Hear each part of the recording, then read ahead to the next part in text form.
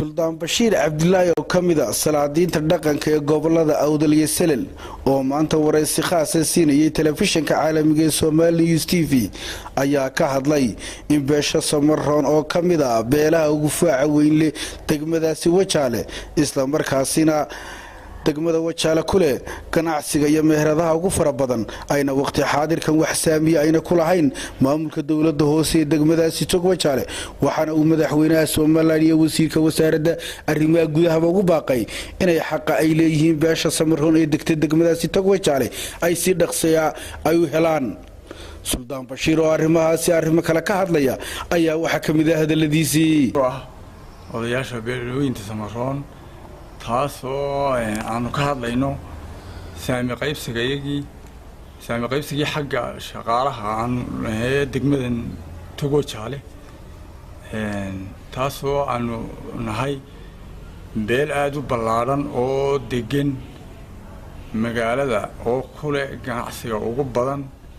isla markaana cashuur fara badan soo geliya dakhli fara badan magaalada soo geliya taasoo anagoo ah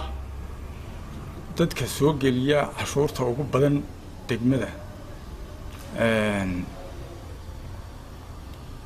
ahna dadkii markii doorashadii codadka ugu badan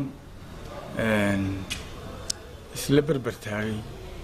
xisbiga kulmiye waxaan leenahay waxaanu ka hadlaynaa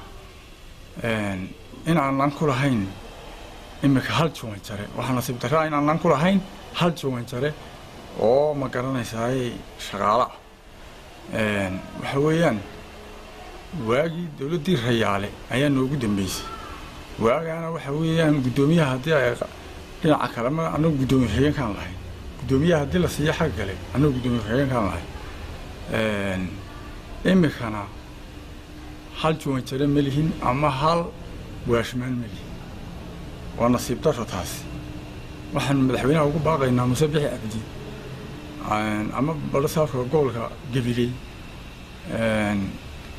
inaan helo xaqii aan ku lahayn degmadan xaqna waanu leenahay inaanu ka hadalo wixii naga maqan degmadan Wajaale taanu anaguna odayaasha dhaqanka nahay waxaan doonaynaa wixii aanu xaq u lahayn haddii aanu sidaa ku weyno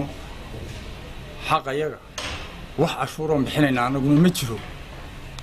haba yaraatee wax cashuuro bixinayna Qadar Cabdilaahi telefishinka caalamiga ee Somali News TV magaala ganacsiyeedka degmadaasi Wajaale.